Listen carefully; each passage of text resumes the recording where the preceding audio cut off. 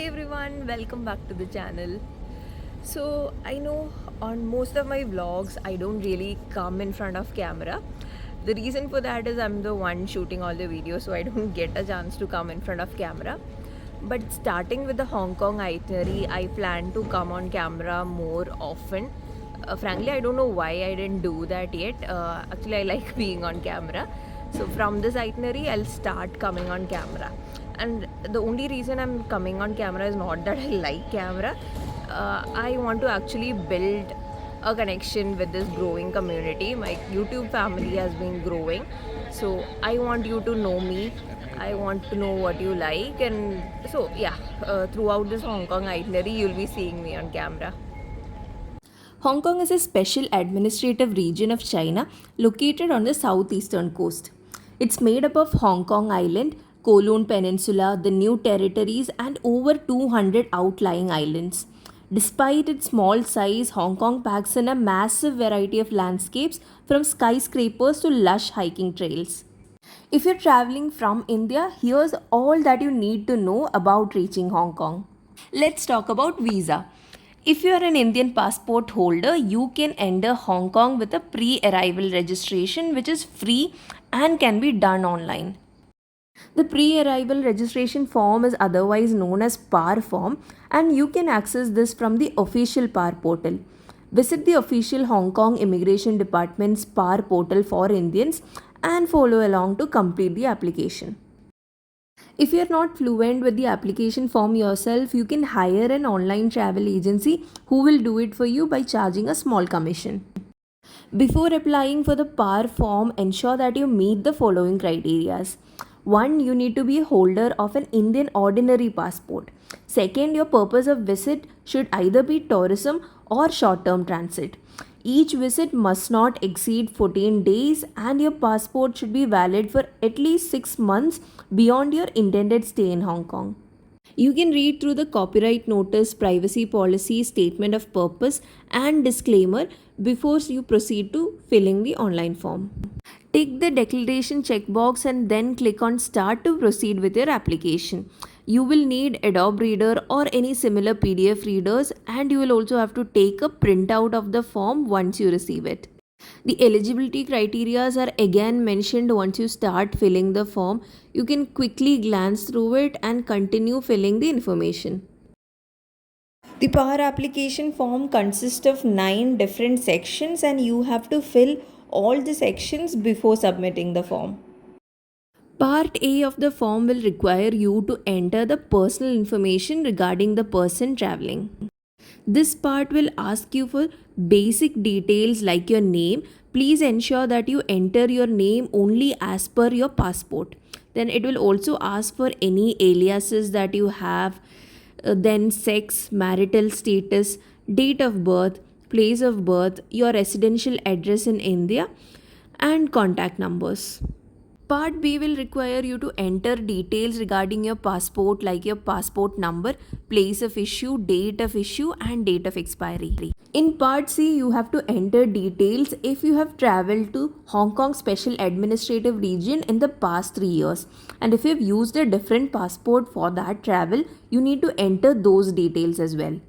The passport number is the same across all your passports, then you do not need to enter the passport number here again. In part D of the form, you have to provide details regarding your previous visits to any foreign countries. You will have to provide details up to the last 5 countries that you visited and the month and year of travel. In part E of the form, you will have to provide details regarding your occupation, including name of the company and its contact details. In part F of the form, you will have to furnish details regarding your upcoming visit to Hong Kong. It is advisable to book your accommodation before filling in the PAR form so that you can provide details of your hotel and flight in this form. Part G of the form will ask you a series of questions to establish your travel credibility. In part H of the form, you will have to decide for a identification question, which is a security question which will be asked to you in case there are any enquiries after your registration for PAR form. Keep in mind that the answer to security question cannot be reset. Next, let's talk about flights. There are several airlines operating flights between major Indian cities and Hong Kong, offering both direct and connecting services. We were traveling from Bangalore and opted for Cathay Pacific, which operates direct flights to and from Hong Kong. We took the CX 624 from Bangalore to Hong Kong and CX 623 from Hong Kong to Bangalore. The overall travel duration is around 5.5 hours. Overall, we enjoyed traveling Cathay Pacific and have uploaded a detailed video on my channel regarding the services in Cathay Pacific. So do check that out. We have landed in the Hong Kong International Airport, which is one of the busiest airports in the world. Once you land, head straight to the metro, which will take you to the immigration halls. Although Hong Kong airport is one of the busiest airports, it is also a very efficient airport. So immigration should only take about 45 to 60 minutes.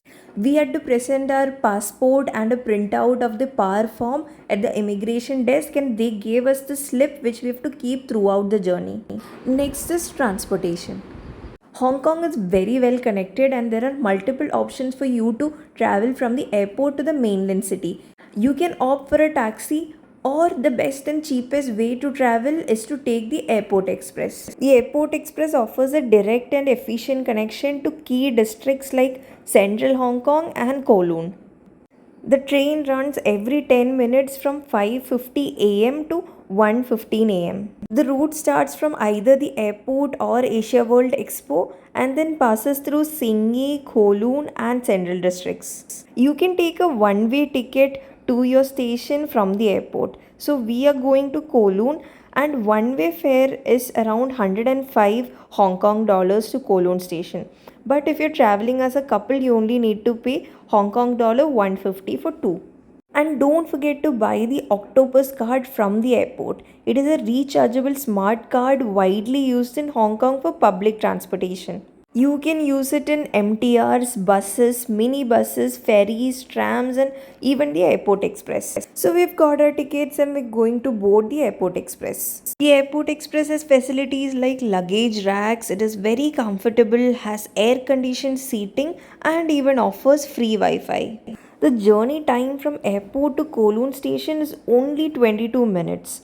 And if you're going to Central, which is the last stop, it takes about 25 minutes.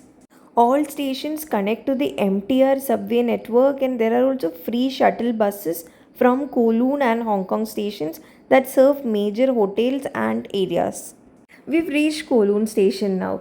So pretty much like metro stations, when you're entering and when you're exiting, you have to scan your Airport Express card at these counters. After you pass the exit gate, you can discard the Airport Express ticket there itself. Now to travel from Kowloon station to our hotel, we can either take a metro or we can take a bus. But we opted to go for a taxi instead because there is some walking involved. The taxis here run by meter, and if you want to only travel a shorter distance, you can opt for a taxi. These red taxis serve most of Hong Kong Island, Kowloon, and parts of the new territories. There are also green taxis and blue taxis available in other parts of the city. These are reliable and cheap, and you don't have to book any online taxis. After a lot of research, we decided to stay at the Ramada Hong Kong Grand, which is located in the heart of Tsim Sha Tsui. It offers convenient access to major attractions, shopping districts, and transportation hubs. The hotel is only a 5-minute walk to Jordan Metro Station, and since we are planning to travel all over Hong Kong by metro, this made the most sense to us. Hong Kong is in general a very expensive city, and while you're booking hotels, the prices are going to be very high. We had booked this property online from India even before applying for our PAR form. So we booked one of their standard double rooms with a city view. It costed us about 10,000 rupees per night, but if you see this room, you will be shocked. We knew the sizes of rooms in Hong Kong are very small, so we had expected a small room, so it was not very disappointing to us. It is around 2 pm here, and honestly, we don't have much time to rest because this is a very short trip and we have to get going. Wait till my next video to see where we are headed to first, and keep following Mrs. Explorer until I upload all my Hong Kong series. If you've enjoyed this video, do drop a like, comment, and don't forget to subscribe to my channel. Until then, Bye.